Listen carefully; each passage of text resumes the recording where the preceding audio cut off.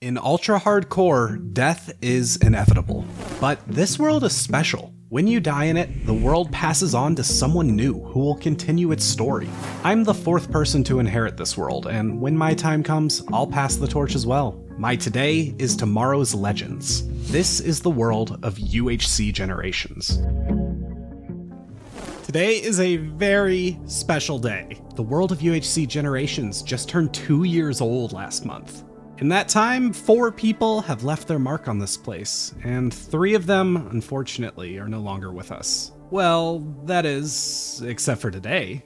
With this milestone of 2 years of UHCG, the veil of death has thinned, and today, with the aid of this ceremonial location I've prepared, we will have the rare opportunity to come together as the UHCG family and answer your questions, as well as a few questions of our own. Our time is limited, so let's get started. I've built the sacred place where the veil is the thinnest here in the fields of regeneration. But to bring the ancestors back, I must eat the mushroom stew and light the campfire. Oh! I see a ghost! Oh my god! There's a ghost in my Minecraft world! Oh my god, there's another one! Oh! The boys are back in town, everyone! Oh. What's up? Welcome, everybody! Well, in honor of 2 years, I thought we would get together and have a little Q&A sesh with the community, maybe catch up and get a general consensus on how everybody's feeling about how the world's progressed over those 2 years. You really brought me back from the dead for this. Well, I mean, you can go back. Do you prefer being dead? Oh. See ya. And there he goes. Hope there's no Vexes down there. Yeah, honestly. Well, let's just hop into it then. We're gonna break this up into 3 sections. We've got group questions, individual questions, and then we're gonna ask each other some questions. So let's start with our group question. Our first group question. Okay, so a few people asked, how do we decide who inherits the world next? You had some interesting criteria, right, when you were choosing your successor? Well, I had more stringent criteria than normal because I had like more riding on it than normal. Like Dan, picking you was harder because you had you needed to have certain qualities. Like you couldn't just be anyone. Generation 2 is honestly more important than Gen 1 because anybody could have started it, but it took a specific type of person to continue it and make sure that it continues after them. Well, I'm not sure I agree that anyone could have started it because rewatching your videos today, you planned everything, man. You planned it so comprehensively, and I mean, you really set the series up for success. In my opinion. Honestly, there's a whole, an end game and a whole structure to this. But yeah, I think to answer your question, Josh, part of the trust in passing a world on to somebody is knowing that, or at least hoping that they will also then pick a person that you feel is a good pick. Someone who appreciates the history and the themes of the series, someone who is gonna be respectful of that, someone who is genuinely interested in making the world a deeper and more interesting place and that kind of stuff. Yeah, because I mean, I could pass it on to somebody, just somebody random, and who knows what they'll do with the world. We've had 2 years of building everything that's in this world, and it is kind of my responsibility to make sure I don't pass it to somebody who's just going to TNT it all, I mean, they could, that's allowed, but it's kind of the responsibility of making sure who you give it to is gonna honor the wishes of you guys, and I guess me one day. True, but on the other hand, and this is something that I think, Moa, you mentioned in one of your videos that I did really take to heart, is that you don't want this to just be something that's passed around a friend group necessarily. So one of the reasons that I chose you, Josh, is because, of course, I was aware of you through our Minecraft collabs server, but I had never really actually spoken to you very much or collabed with you before. At the time, really, I only knew the people from Chunk Lock, and those were people that I certainly had gotten to know pretty well, but I didn't necessarily want to pass it to them. I wanted to kind of get the series out there a little bit more, You're actually touching on one of our other questions, which is how well did we all know each other before we passed the world to each other? It's an interesting one because I had someone comment on a video not too long ago saying, "Oh, Moai broke his own rules by giving it to a friend." But we only became friends through UHC Generations. Like, we didn't really know each other before that. YouTube commenters understand the passage of time challenge.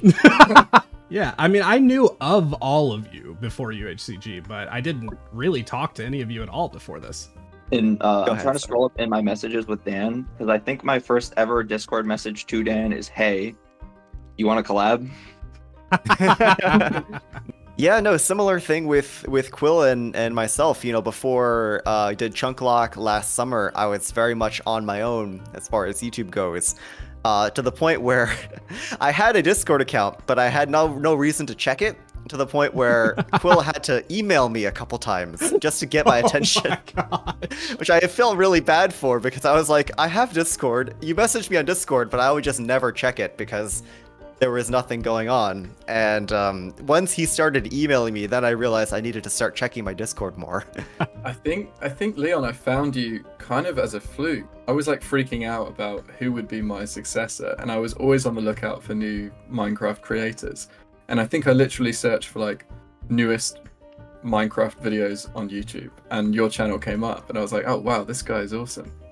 Really? Wow, that's a coincidence. With the amount of Minecraft videos that are being made on any given day, that's a crazy coincidence. Yeah. Yeah, I at least had the luxury of the Minecraft collabs Discord where I could go reach out to people, but I certainly didn't know anybody very well. So it was, very lucky that Josh was receptive to the idea. Honestly, I'm still grateful that you offered this, because this has been one of the most fun. Well, actually, I mean, I haven't done a solo series like this, just a proper survival series, in years, and it is it's been very new, and I wasn't really expecting it to go anywhere, but people just love this, and it's kind of crazy how many new people have come to the world recently. Oh, I know. The amount of success you've had in your first few episodes is just incredible, man. Well, it's all built on y'all's hard work. I mean, no, not really. You definitely added a lot. You sort of were the one to bring it to most of its audience now. Well, I appreciate that. I feel like most of the people that are currently fans are from your videos. 100%. Do understand that my videos have some of them have 10 times more views on them now than they did before I handed you the world. I remember a couple of my episodes were sitting around 500 or 600 views, and they now have 6,000 or 7,000. So heck yeah, I know you did something for sure. Question 3 before I start blushing. Engineer of the End asks, what made you guys join/create UHCG? Ooh, so I think we'll start with Moai for this question. What was the inspiration for this? I had a document on my phone of video ideas that I would just whenever I had a free moment, I would just run in there and just type up random video ideas. And then I think I'll see if I can find the actual note later, Josh, but I think the original idea note was hardcore, but it keeps going. And then it sort of gradually morphed into, okay, hardcore, but then somebody else has the world. And then I came up with a name that sort of made sense. It was one of the most premeditated videos I've ever made. I guess you could say it was a first generation idea. Okay, yeah. I'll go. You guys have fun. What I want to know is, why did you guys accept? Especially you, Dan, because I was nobody, and I did not really explain the idea super well. You really had no reason to say yes, on paper anyway. Yeah, so I was really on the fence when you approached me, because this was very different from the kind of content I usually made. I hadn't really done any survival content. I knew it would probably take a lot of my time, but I honestly just really enjoyed your videos, and I saw the potential in the idea. And I'm so glad that I did, because like Josh said, it was a super fun series to be a part of, and it now has such a dedicated fan base, and it's just growing and growing, and I love to see it. Yeah, it was a lot of the same stuff as Quill said, honestly. I mean, first of all, he also complimented me a lot, which was cool. I certainly appreciated it. He buttered me up beforehand, which I think was not an insignificant part of it. But more importantly, like you said, I started once he reached out to me, I started watching the UHC series. I got caught up, and I thought it was just really unique, really creative. I really liked the kind of Wild Westy vibes of just because Founders Town is in the Badlands biome, and I think the music choices and editing choices you did for UHC were really cool, and like you said, just about the potential of the series to keep going forever was really neat. What about you, Josh? I will say this may sound a little wrong off of the cuff, but I think one of the things that really threw me over the edge was I wasn't so sure about it, but I did think, well, if I, decide I don't want it, all I need to do is die and pass it on. I mean, fair enough. That is actually a really nice feature about this, but that was the initial thought. That was what made me even consider it to begin with. So how do you punch a ghost? How did that? Oh, ghost can punch ghost. Got it. Or both ghosts. Yeah, you've played Pokemon before, right? Yeah, there you go. But yeah, once I started looking into it, I just saw how rich the world was of stories, and the fact that it was told by so many different people just makes it so organic and unique. I was just like, I want to get on and tell the world's story to the world, Okay, so this one's an interesting one. We've got a question by The Venom 14. Is it possible that it would ever be a duo series? I can't help but think it'd be pretty cool to see two people interact and build at the same time, or watching the perspectives of two people existing in different parts of the world. I think that'd be really cool. Yeah, at first I was on the fence about it. I was thinking it's such a big departure for the series, and of course, I think you shouldn't do a whole SMP at the same time. If it ends up becoming 20 people, that's a little excessive. But if you do two, especially if it's two people who already have a history of working together, they're already friends, you could be twins of some kind. Yeah. I think that could be really cool, honestly. Having them go off in their own different ways, or maybe they can even have conflicts with each other if, obviously played out for the sake of content, but, they do different things which cause them to have different priorities and so on and so forth. Yeah, would be really cool. I think where it gets complicated, when someone dies. When one person dies. Yeah, that's I think if you go together, right? Well, I think you got to do that, yeah. Part of me thinks yes, but then part of me thinks, I don't know, from a storytelling point of view, it would be really interesting if, your buddies died and you're now alone in this world. It's like when a guinea pig loses its sibling and it has no one, and then it dies of loneliness. Oh, no. That's another thing you have to consider when you pass the world off is, honestly, you don't want to pass it to somebody insanely good, because then the world it'll just become hardcore, Well, there's a way out. Just saying. My thinking there is if it's too easy for you and you feel like you're not going to die, just make some really hard quests, and then it's pushing you in an interesting direction while sort of taking you maybe one step closer to death. Yeah. True. Take bigger risks, which I have a confession to make. Low-key was the raid. I knew that doing a raid was stupid and probably was going to get me killed, but I was fine with doing something dangerous in hardcore, which a player might not ordinarily do if it was a single player world, but I knew that the series would continue even if I died, so I was fine with taking what would normally be a stupid risk. Yeah, in hindsight, I probably could have handled the way I did that a little bit more easily, or a little bit better, rather.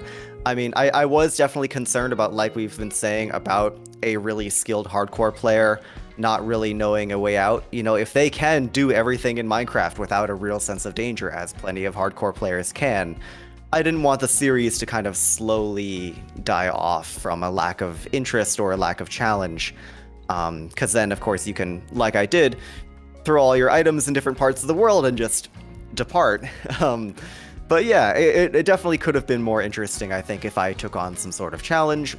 You know, not even necessarily beating the dragon, right? Just a raid or an ocean monument, you know, warden, any of the other non-gameplay progression-wise dangerous stuff, you know?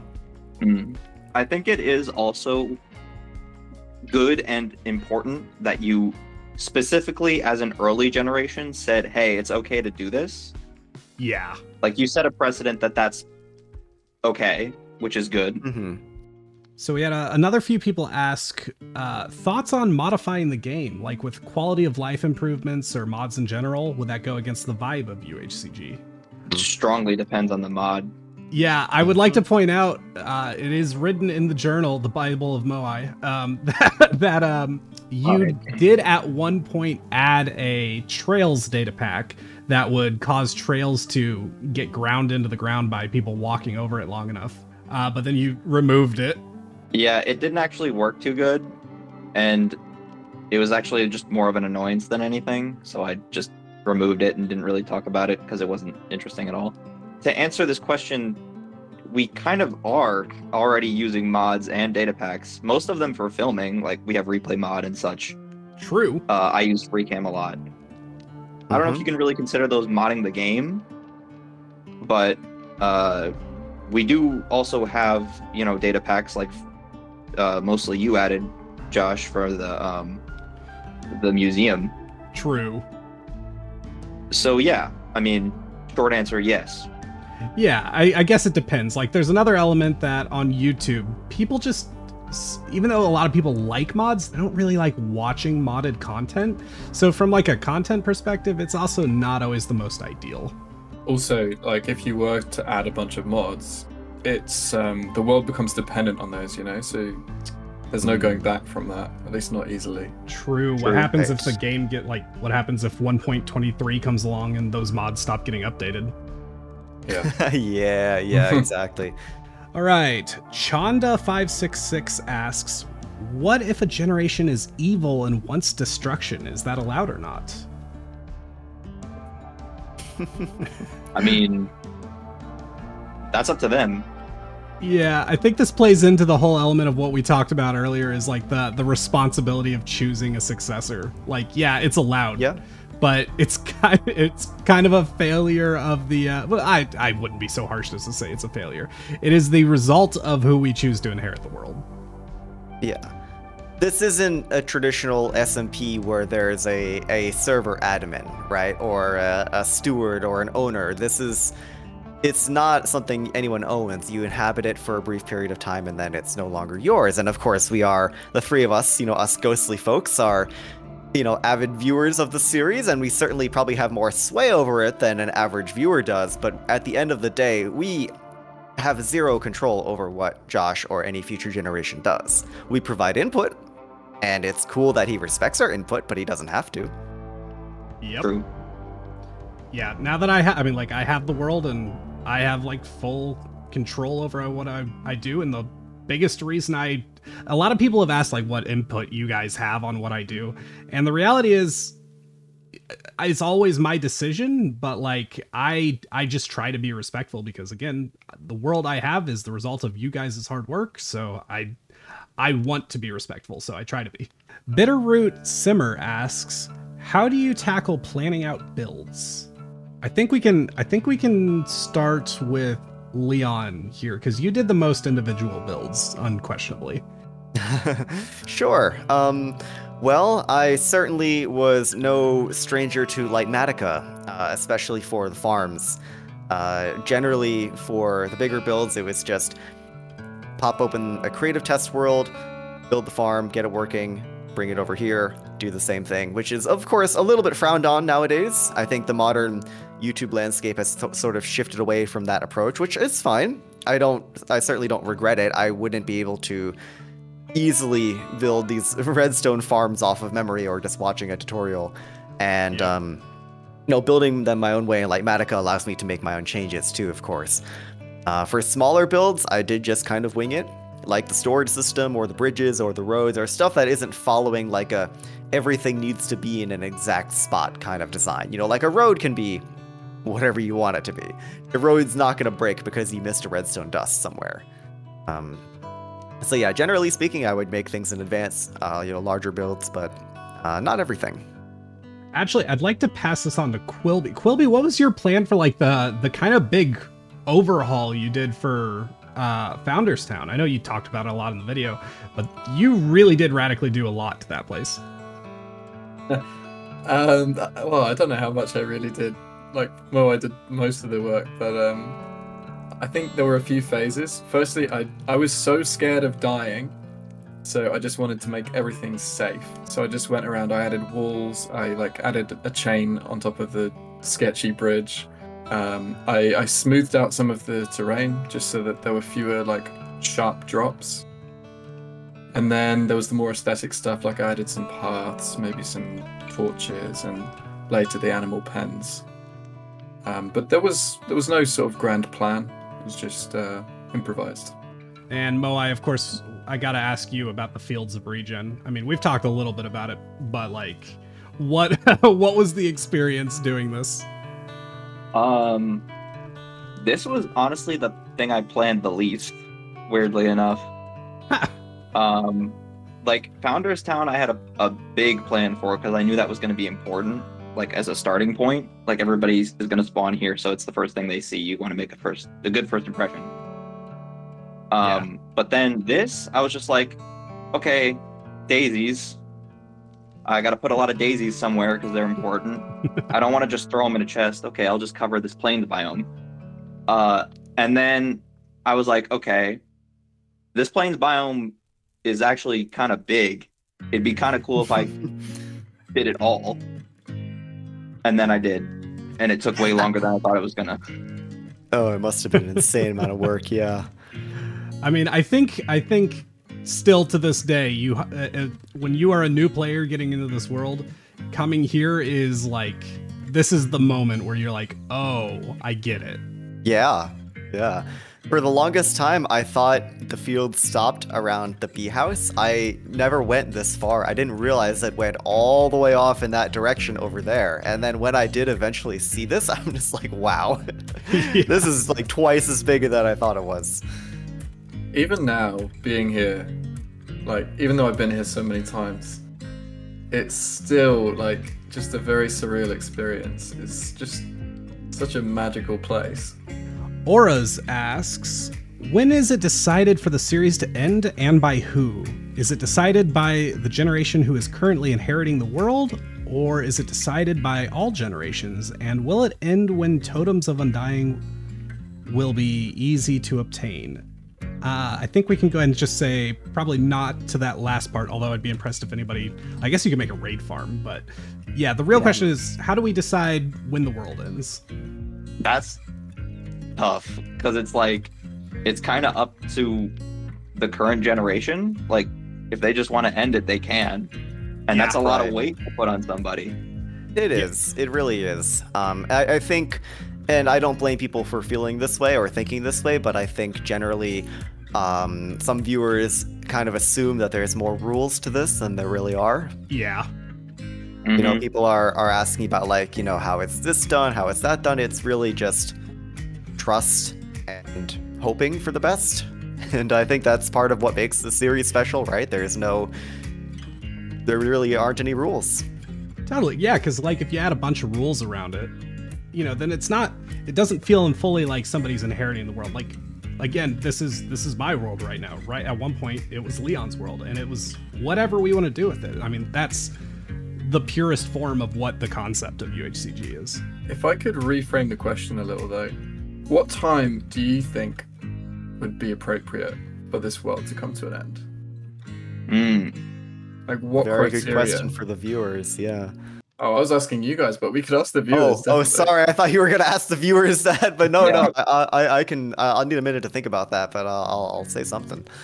I actually, I was thinking about this while making my third episode, and I actually have a whole journal entry about this, is just putting myself in the shoes of that eventual generation who will choose to end the world. And one of the things I was thinking is like, if I were them, I'd want to know that we are okay with them making that decision. Like, and I think we all agree that, you know, there's always going to be something that could be done, and, you know, we won't be the ones choosing that, but we're all okay with whoever comes along and decides there's nothing left to do in this world. We're okay with them making that call. Yeah, I think it's really good to just be stating that on camera, right? Like, yeah, if you in your heart feel that that's the right decision, then you should do it. But I guess to elaborate a little bit more, you know, I think, of course, there's only so many concrete goals to set in a Minecraft world, right? Though there will be a point where all the armor has been collected, all the bosses have been defeated, even the made-up goals have been defeated. Like, maybe you've collected one of every mob, you've done all advancements, you've done every single thing you could possibly think of. And even then, you know, there are always more things to come up with. A lot of that I feel like is difficult on a single-player server. You know, SMPs can be on endgame for years because they come up with storylines and collaborative pranks and whatever. Once again, I'm just thinking about Hermitcraft, of course, but you know, maybe that's not so possible on a single-player world, but I do really feel like there is always kind of something you can do, and if you really feel like there's no more content to be made, then maybe that's the time to end.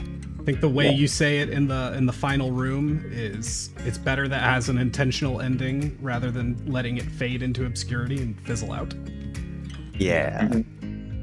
Yeah. I think if you're asking me personally what I feel like it should end, I feel like it's just when it reaches the point of people stop caring, or not that people stop caring, but it's been done at a certain point.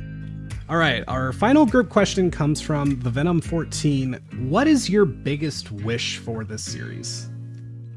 Whoa. Ooh, that's a big one. Right?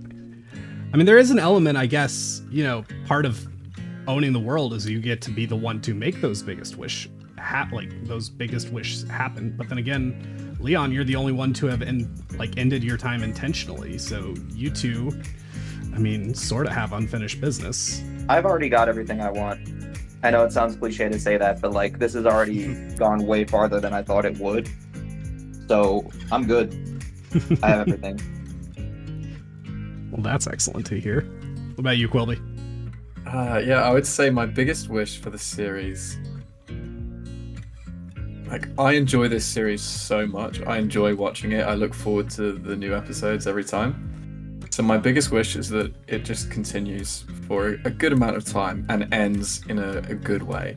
You know, it would be a real shame if it just took a direction that we weren't particularly happy with. And I can't really see that happening. I hope that doesn't happen, but like, it's always a risk, isn't it? Yeah. Mm-hmm. Yeah. Oh, fair enough. Yeah, hard question for sure. Like the others have said, I of course wish for the series to continue on for a long time, with the stipulation that it ends at a good time. You know, it ends when, like Moa is saying, the audience is ready for it to end. One of my favorite shows is The Simpsons, so I don't want this to become The Simpsons, where it just goes on for years and no one really cares anymore. But on top of that, and this is not really that related, but I think it would be really lovely if this series does bring together people, you know, inhabitants of this world who may or may not have been friends or known each other otherwise. You know, Moa, you've talked about wishing for, like, you know, diversity and bringing together different creators of all kinds, all, you know, backgrounds and whatnot to the series. And I think it would be really cool to be able to say at the end, like, X amount of people who are all different in so many ways were united by this one series and now can continue to maybe work on other projects together or just, you know each other at the end of the day. I mean, we got diversity. We got Quilby. He's a British guy. True. Diversity win right there. I mean, that's a good point, Leon, actually. I feel like if there's anything that I do wish for that I don't already have, it's that I want to see people with really different types of content get the world. Like, you know, there's so many kinds of creators out there that don't get a spotlight because their content is either too niche or just not accessible, or for any other reason. Like, there's a lot of different people out there that are doing different things. Not every Minecraft video looks like a Hermitcraft video, or I don't know, any other popular creator that you can think of. They have some sort of formula, right? And it's not too different from the other top creators, but that's a small sliver of what is actually possible when you combine YouTube and Minecraft. I would like to see some people with different types of content get the world and see what they could do. Yeah. 100%. All right, guys, we're moving on to the second segment of this, which is our individual questions. And we're going to start with our question for Moai. Moai, this question comes from Azriel. What's the mystery hidden at 00? What happens if you go through that door? Yeah? You know? You're talking about the end game? Yeah, you know, whatever's at 00. I don't know what's there. Tell us more. You go through the door. La la la la la la la. No, shh, this is getting good. Please. And then you go through another door. Oh. And then something happens. Oh. Okay. Yep, I think that's as good as it's getting, folks. We'll have to wait. Oof. All right, Moai, we got one more question for you, and this comes from Luna. What were the plans for UHC Gen in the long run besides pass it on to other generations? So, like, did you have any future plans that... Or, I guess... I'm not sure, Luna, if you mean for the world or if you mean for the series. Because if you mean for the series, that was it. Just pass it on, see what happens. If you mean for the world, I did have building plans and stuff that I wanted to do. Like, I was going to add more stuff to Founders Town and things like that. But, I mean, I kind of got like 90% of everything that was important. It was mostly just cosmetic upgrades and little things that I thought would be interesting. All right, moving on to a question for Quilby. This comes from Jinx the Frog. Did you have any plans before you died? And if so, what were those plans? Love your video and love this series as a concept. Oh, thank you. Yes, I had a lot of plans. Mostly little things, like lots of little things. I wanted to make a minecart. What's it called? A minecart track that took us from Founders Town all the way to the end portal. I wasn't actually going to go in the end portal, but I wanted to like make it as easy as possible for someone to do it, because I would love to see that. That's neat. I wanted to create a base in the Nether, because I think the Nether is like largely unconquered at the moment. Mm-hmm. I think there's a quest on the quest board for build another hub. How long is Moai? Were you the one to put that there? Has that gone 4 generations? I honestly don't remember. I think that was me. I'm pretty sure, yeah, it was either Quill or I that put that there. Okay, okay. Yeah. Leon, we are moving on to a question for you. This comes from Frederick. I know there are many things written in the mines by Moai or later on by other creators. How many signs did you find, and which ones seem to be the coolest? Are there any mysterious puzzles there? If not, it could be something to think about for new generations. I'll take that into consideration. Yeah, listen, there's a lot of signs. You know, I wrote plenty. The others wrote plenty as well. I wouldn't say that there are necessarily mysteries. I mean, there are other mysteries in the world, don't get me wrong, but I think signs were mainly used as little bits of storytelling or just being able to say, you know, hey, I was here. I mean, I can say personally, for the most of my time in this world, I kept a stack of signs in my inventory, and if I had a fun thought that I knew was never going to be acted on, I would just maybe leave a sign. Yeah, like that one right there. Yeah. So, you know, I'm not going to say exactly where any of the signs are. I'm sure you've seen plenty by now. But there's quite a few out there. There's plenty in the mines, like I mentioned before. Moai wrote a bunch of those. Most of my signs were out in the world. But I'm sure there's plenty more I've never found. I'd add a little something there. Did you find any that were, like, particularly memorable? Just, like, do you have a experience with one? Yeah, actually, the first one that comes to mind is I was really far to the south, I was pretty positive that no one had ever been out there. I was just off resource gathering. I had already depleted these here mountains of all their iron, so I was going to further away places for more iron. And I had stumbled across a village, looked completely untouched, wandering around in it. I think I stole a bed just to sleep the night, and as I was leaving, I saw a sign sitting there. It said something like, here's another village. What it said wasn't exactly memorable, but I just remember thinking like, wow, here I was thinking I was in uncharted territory, and no, I'm wrong. So. Well, actually, I will pass that. I mean, Moai, I don't think you found too many signs, but Quilby, did you have any fun memories with signs? Yeah, so there was a sign in the mines, which I found, which said something like, hey, there's a fossil down here somewhere. And I just thought, oh, that's cool. But yeah, I didn't understand the implications of that. I didn't realize that fossils are like surrounded by diamonds. Oh! So like my whole death could have been avoided if I'd have just like explored that fossil. Oh no! If it makes you feel better, Quill, I also found that sign pretty early on, but I never found the fossil. So actually, yeah, I do have one particular experience with signs that cracks me up. I'm sure you guys know there's a desert temple not too far away from Founderstown. And I didn't actually know that. Yeah, you did, because you left a sign in it. In fact, oh, never mind. I think you, Quilby, and I don't think Leon, but I found a sign from Moai that said, yep, I've looted this desert temple, and then I found a sign from Quilby that says, dang it, I really wanted the loot here. and so of course I kept looking at that every time I went to go to Industry Park, and I kept telling myself, gonna go check it out one of these days, and I never did. Well, you didn't miss much other than a couple signs complaining about the fact that it was already looted. Oh, I would have really loved to leave a sign of my own, though. Oh, well. All right, and we got a couple questions for me. Jessica Shook, 1429. When will the next episode drop? You mean the one you're watching right now? No, my like real episode 4, like the next full episode.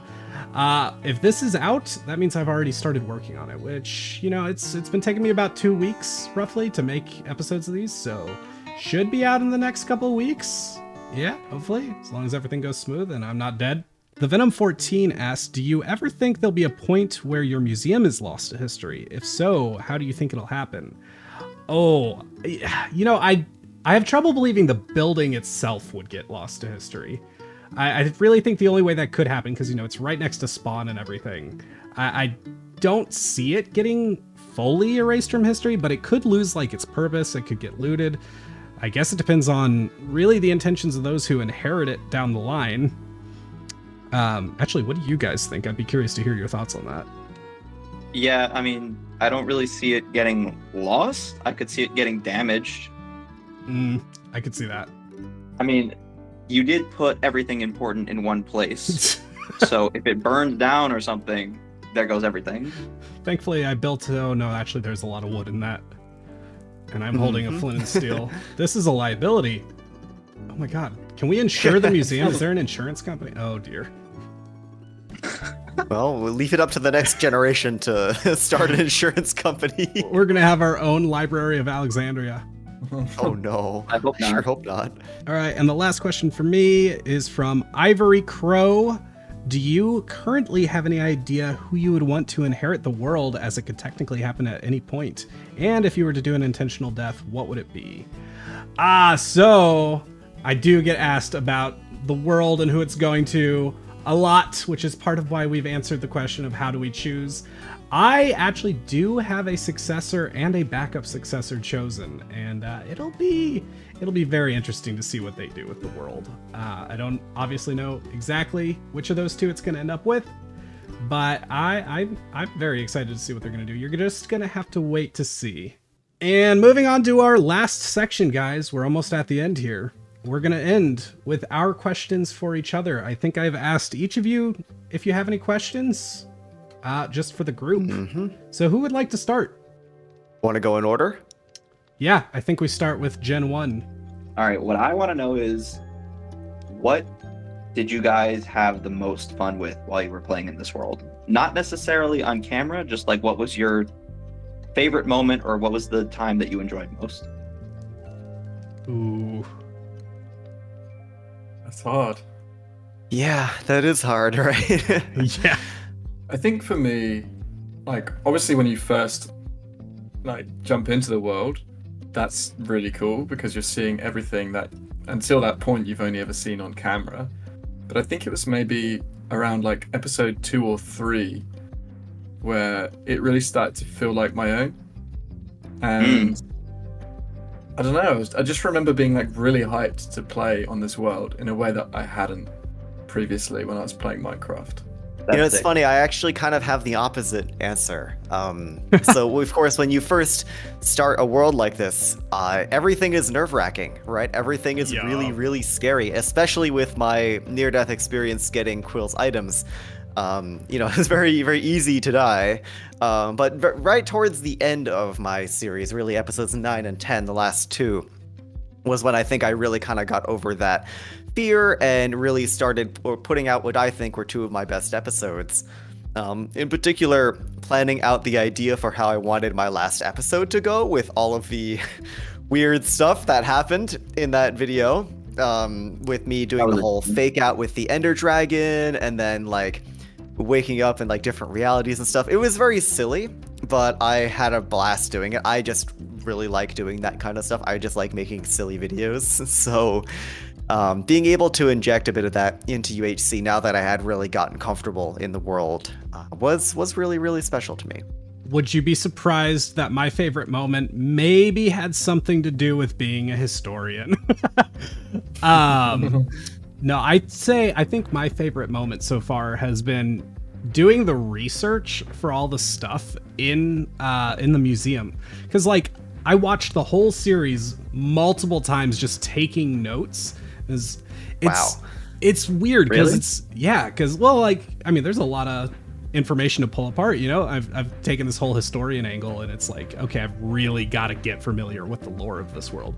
But doing that has really helped make this world not just feel like a Minecraft world. Like, you all have put hundreds of hours into this world before me, and there has been things that have happened that could get forgotten, and while that is like part of the point, it was that unique moment of like writing out the timeline room of the chain of events and really putting into form the story here. It's like it's brought this world to life, and it's almost unique, and it's Minecraft, but it's a medium for a story we're all telling together. And I felt it more in that moment than I think I have at any other point. It was just a really cool experience. Nice. That is really cool. I'm glad that has brought you a lot of, you know, joy and just satisfaction. Because I remember when we were talking, not that I think this would have been a bad idea necessarily, but you were considering going into the series blind. So I think it's interesting that you very much 180'd on that. Yeah, I really did, didn't I? No, what about you? What was my most fun moment? Yeah. Ooh, damn. I didn't expect to get asked the same question. The most memorable, if not the most fun, was when I went to 000, and left that one little chest with the final message in it. That felt like whatever happens after this, it's finished now. Like, that was the final thing. Everything after that was just a bonus. It was done. Quilby, you are the next in line. What's your question? So my question is, if you could have your time over again, what is one thing you would do differently? Ooh. Oh. I know this one. Audio quality? I see. Yeah. I think Quilby would fix his FOV in episode 1. Ooh. Oh my goodness. I had somebody actually. No. He would dye a sheep yellow. Wait, what? Dye my sheep that? yellow. Yep. Oh yeah, that too. Oh, I got so much flack for like killing the sheep that I could have just died. And he would also have spotted that little bit of dark oak by Founders Town. And Oh, stop it. Oh no. So many mistakes. You know, I get comments on my video because I point out the Dark Oak. I get people commenting saying like, "Oh man, Quilby did miss that," and I'm like, "Yep, that's why I put it in the video." But yeah, no, my real answer though is because, so like I kind of mentioned before with my previous survival series is, you know, neither of them ever really went anywhere, both in terms of motivation and in terms of, you know, viewership performance. So when I first got the world, I wasn't quite sure if I wanted to really put a ton of time and effort into each episode, which sounds really not great in hindsight, but I was scared to take on another survival series that I was worried was just going to die out, again, like all my other ones. So I originally went into this series thinking I would make like shorter episodes, that I wouldn't edit each one as much as I had for my previous videos, and looking back on it, maybe it's not as obvious to the viewers, but at least to the person who made them, you know, me, episodes 1 through 3, or maybe 1 and 2 rather, feel almost like half-assed, for lack of a better word.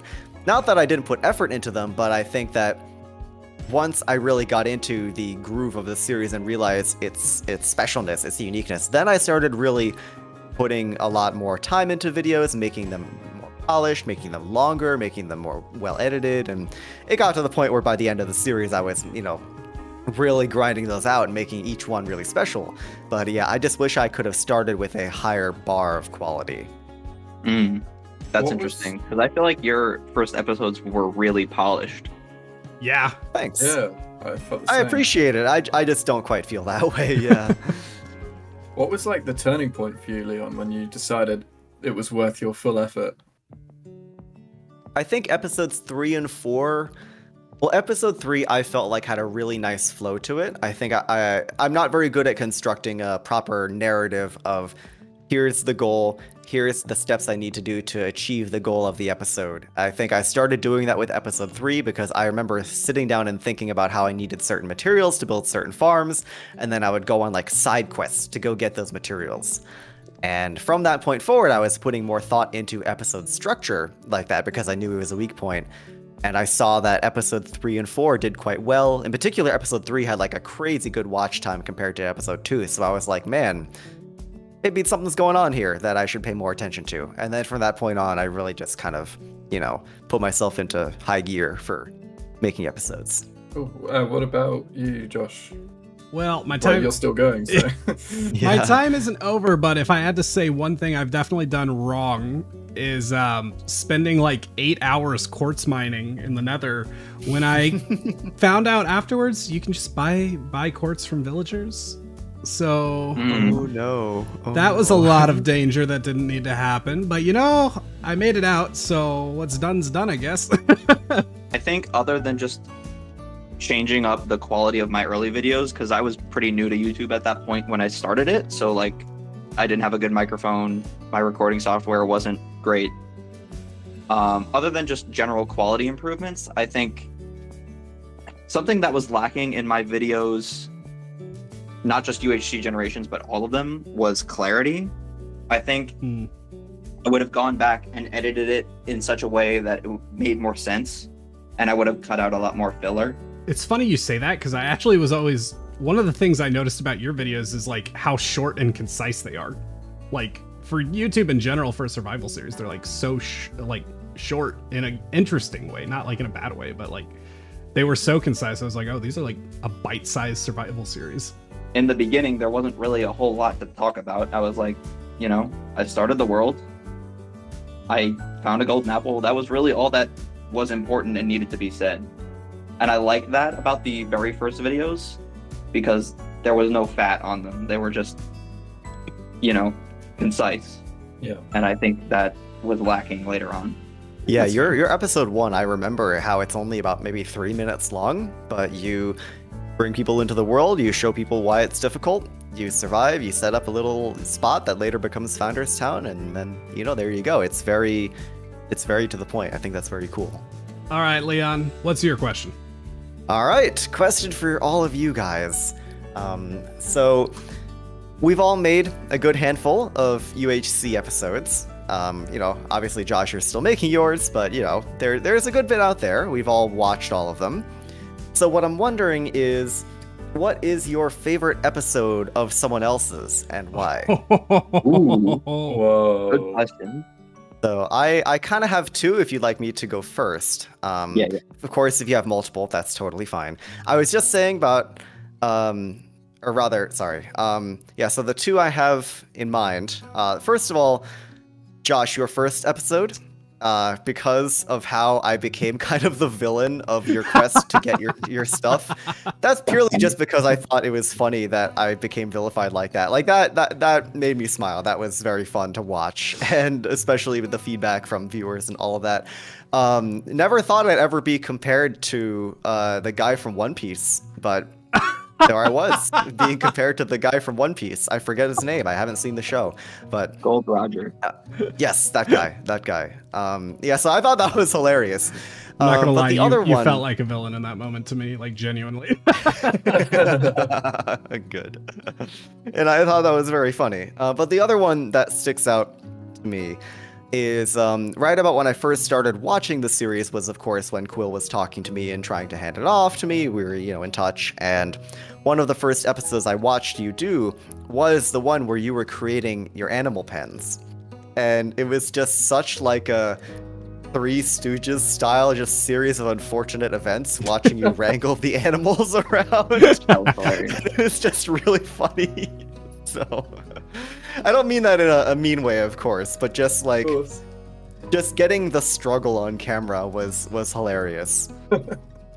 I have, I think, two for different reasons. First one is Dan's first episode, because it was the first episode, and it was like a surreal feeling of like, okay, it's really happening now. Yeah. I was watching a series that I thought of as mine, but I wasn't making it. So it was just like a strange feeling. That's true. If I had to pick another one, it'd probably also be one of yours, Dan. I forget which episode it was, but you had like a travel sequence that I really liked.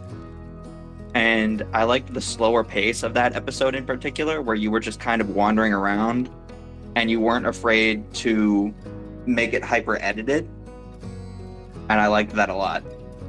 Thanks. Yeah, but when you were saying that your videos, like, there was no fat on them, they were very concise or whatever, like, I feel like mine were the opposite. I didn't achieve much in this world, so my videos were like full fat. I just showed like anything and everything that I did, because like otherwise I wouldn't have had any videos. And there's merit to that too. But also, like, it's not, I wouldn't consider that to be filler, because if your content is, hey, just watch me play Minecraft and I'll be funny, then that's valid, that's your content. And I think that is probably, if I had to say one strength of yours, it's probably comedy. I laughed a lot watching not just your UHC videos, but all your videos. Yeah, seconding that. I'm having trouble picking. You guys. I have a favorite from like all three of you. Can I be cop out and say one from each of you? Sure. Yeah, Okay. that's no problem. Leon, I have to say, I am to this day so impressed with the way you handled Stinger Cave. Oh, jeez. Thank you. Because you went in there with like nothing, and that was terrifying to watch. Like, I mean, you did a lot of cool things, but that was one of the most tense moments in the whole series, I feel like. It was tense for me too. Oh my god, I needed to take a break after I got out of that cave. And yeah, the thing is, if I remember correctly, there is only one diamond in storage. So I couldn't, well, I guess I could have mined diamonds beforehand, but I didn't really want to push it. So I just went in with iron, which was scary. And Quilby, your treasure lies in the center of the earth. First of all, the editing was so good in that, like your whole little dream sequence.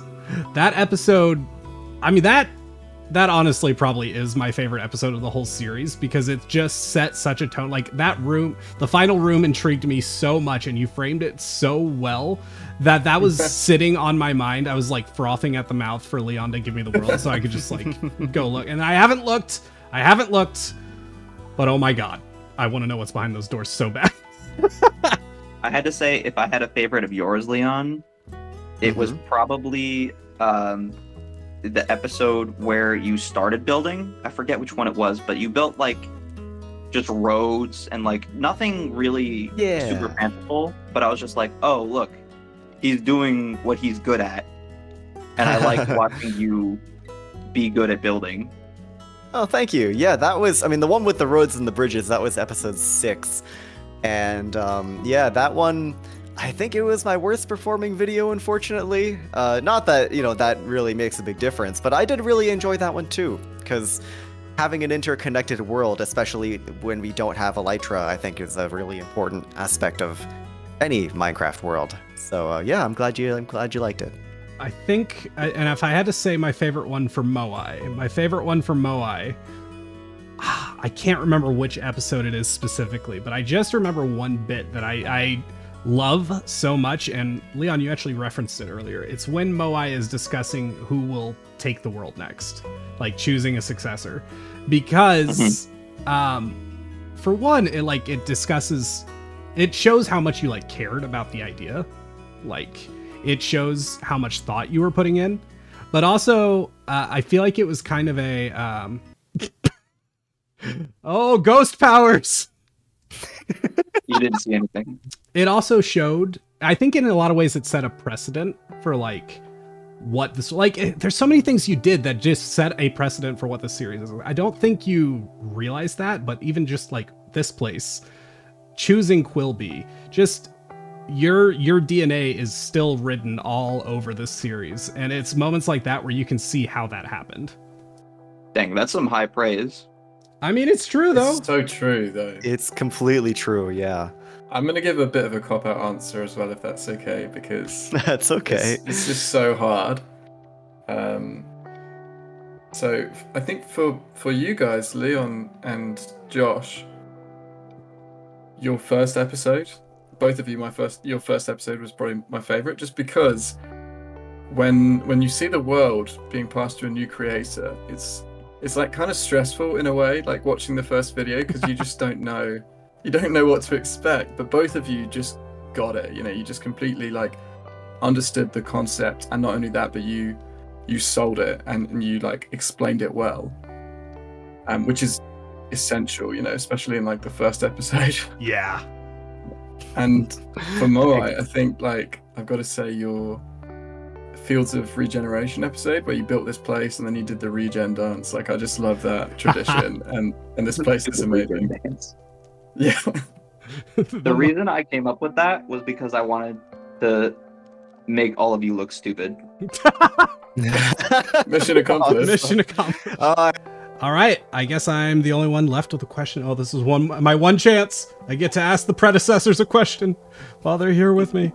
My question is, as you've watched the world after you've had it, what was the most surprising thing to see future generations do? Oh, I got this one. Okay, so remember how I built that sandstone Moai head right by Founders Town by the river? Yeah. That was supposed to be like my grave. Yeah. And I hid a chest inside of it that was meant to be a clue to where you would find the end room. That was not supposed to be found by Dan. That was supposed to be like, maybe they find this 5 generations later. And then the first thing that Dan does is, let me poke a hole in that one thing that I'm not supposed to poke a hole in. And it happened so fast, and it was so annoying because I was like, wow, this is really happening right now.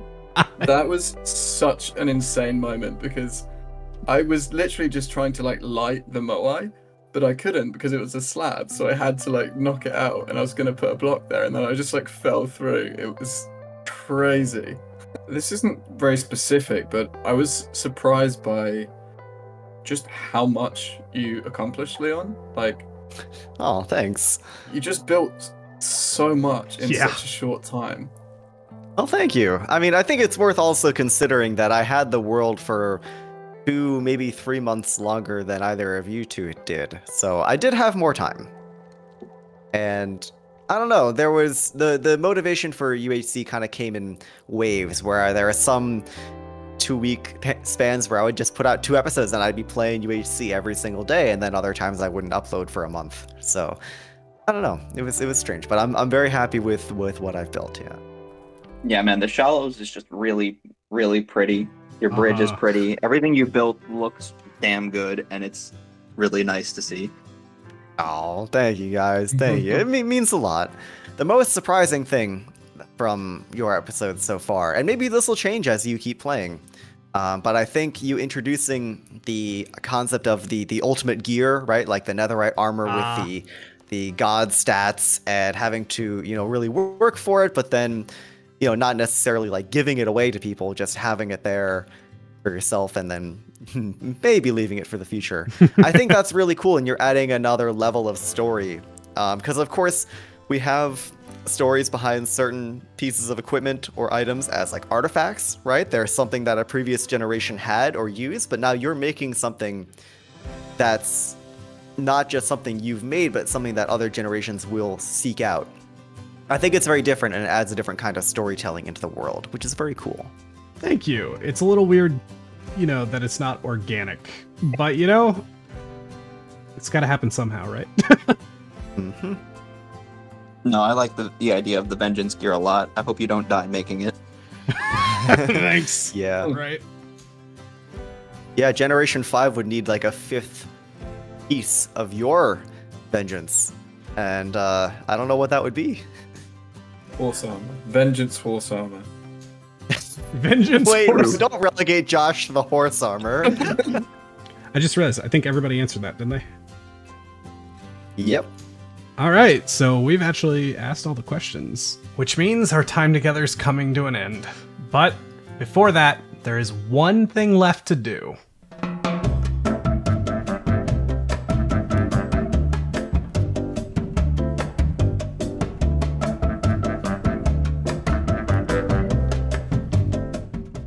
Well, guys, I think our time is coming to an end. I think we've got to extinguish the fire, and you've got to go back to your thing, and I've got to go back to my thing. Thank you guys again so much for doing this. This was really, really great. Thank you for Yeah. Thank you for having us. Thank you for bringing us Awakening back, us. even just for a moment. It was good to be with y'all. All right. Are we ready? Any final words? Speak now or forever. Ready when you are. Hold your peace. Subscribe to Code Neon. All right. Goodbye, everybody. In 3, 2, 1. Bye. Bye. Oh, we're alone again. It was great seeing them, though. It was really, really great. Now, on to episode 4. No.